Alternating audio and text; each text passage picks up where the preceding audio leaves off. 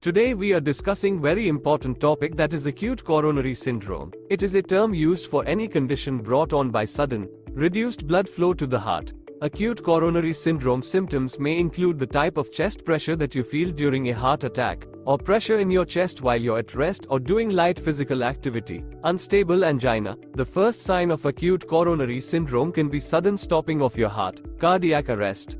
Acute coronary syndrome is often diagnosed in an emergency room or hospital.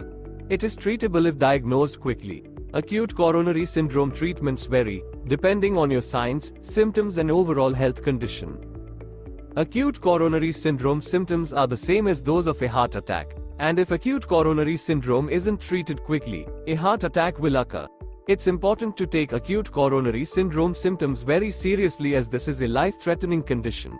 Chest pain, angina, that feels like burning, pressure or tightness, pain elsewhere in the body, such as the left upper arm or jaw, referred pain, nausea,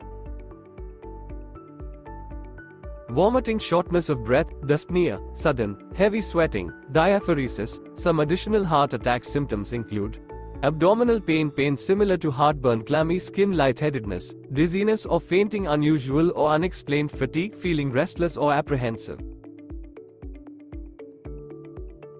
Acute coronary syndrome is most often a complication of plaque buildup in the arteries in your heart. Coronary atherosclerosis. These plaques, made up of fatty deposits, cause the arteries to narrow and make it more difficult for blood to flow through them. Eventually, this buildup means that your heart can't pump enough oxygen-rich blood to the rest of your body, causing chest pain, angina, or a heart attack. Most cases of acute coronary syndrome occur when the surface of the plaque buildup in your heart arteries ruptures and causes a blood clot to form. The combination of the plaque buildup and the blood clot dramatically limits the amount of blood flowing to your heart muscle. If the blood flow is severely limited, a heart attack will occur. The risk factors for acute coronary syndrome are similar to those for other types of heart disease. Acute coronary syndrome risk factors include older age, older than 45 for men and older than 55 for women, high blood pressure, high blood cholesterol, cigarette smoking, lack of physical activity, type 2 diabetes, family history of chest pain, heart disease or stroke. For women, a history of high blood pressure, preeclampsia or diabetes during pregnancy. If you have signs and symptoms of acute coronary syndrome, your doctor may run several tests to see if your symptoms are caused by a heart attack or another form of chest discomfort. Electrocardiogram (ECG). This is the first test done to diagnose a heart attack. It's often done while you're being asked questions about your symptoms.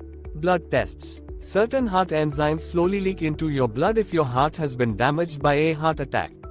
Emergency room staff will take samples of your blood to test for the presence of these enzymes. Echocardiogram. If your doctor decides you haven't had a heart attack and your risk of having a heart attack is low, you'll likely have an echocardiogram before you leave the hospital. Chest X-ray. An X-ray image of your chest allows your doctor to check the size and shape of your heart and its blood vessels. Nuclear scan. This test helps identify blood flow problems to your heart. Small amounts of radioactive material are injected into your bloodstream. Special cameras can detect the radioactive material as it is taken up by your heart muscle. Areas of reduced blood flow to the heart muscle, through which less of the radioactive material flows, appear as dark spots on the scan. Computerized tomography (CT) angiogram.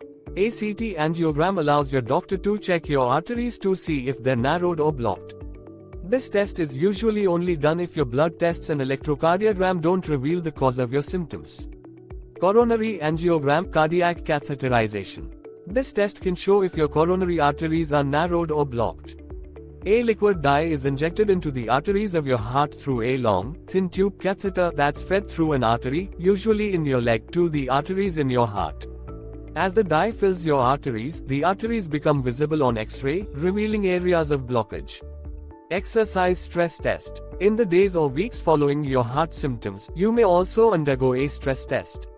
Stress tests measure how your heart and blood vessels respond to exertion. You may walk on a treadmill or pedal a stationary bike while attached to an ECG machine.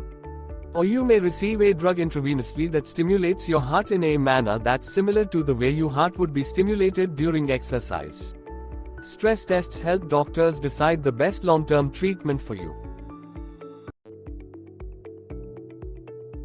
Treatment for acute coronary syndrome varies depending on your symptoms and how blocked your arteries are. It's likely that your doctor will recommend medications that can relieve chest pain and improve flow through the heart. These could include aspirin. Aspirin decreases blood clotting, helping to keep blood flowing through narrowed heart arteries. Aspirin is one of the first things you may be given in the emergency room for suspected acute coronary syndrome. You may be asked to chew the aspirin so that it's absorbed into your bloodstream more quickly. If your doctor diagnoses your symptoms as acute coronary syndrome, he or she may recommend taking an 81 mg dose of aspirin daily. Thrombolytics. These drugs, also called clotbusters, help dissolve a blood clot that's blocking blood flow to your heart.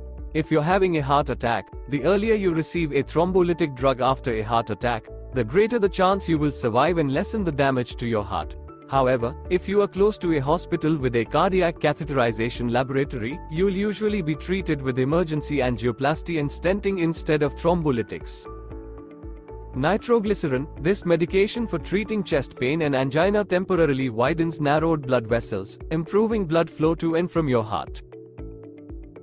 Beta blockers. These drugs help relax your heart muscle, slow your heart rate and decrease your blood pressure, which decreases the demand on your heart. These medications can increase blood flow through your heart, decreasing chest pain and the potential for damage to your heart during a heart attack. ACE inhibitors and ARBs. These drugs allow blood to flow from your heart more easily. Your doctor may prescribe ACE inhibitors or ARBs if you've had a moderate to severe heart attack that has reduced your heart's pumping capacity. These drugs also lower blood pressure and may prevent a second heart attack. Calcium channel blockers. These medications relax the heart and allow more blood to flow to and from the heart. Calcium channel blockers are generally given if symptoms persist after you've taken nitroglycerin and beta blockers. Cholesterol-lowering drugs. Commonly used drugs known as statins can lower your cholesterol levels, making plaque deposits less likely, and they can stabilize plaque, making it less likely to rupture. Clot-preventing drugs. Medications such as clopidogrel, Plavix, and prasugrel, Effent, can help prevent blood clots from forming by making your blood platelets less likely to stick together. If medications are not enough to restore blood flow through your heart, your doctor may recommend one of these procedures: angioplasty and stenting. In this procedure, your doctor inserts a long, thin tube, catheter, into the blocked or narrowed part of your artery. A wire with a deflated balloon is passed through the catheter to the narrowed area. The balloon is then inflated, compressing the deposits against your artery walls. A mesh tube, stent, is usually left in the artery to help keep the artery open. Coronary bypass surgery. This procedure creates an alternative route for blood to go around a blocked coronary artery.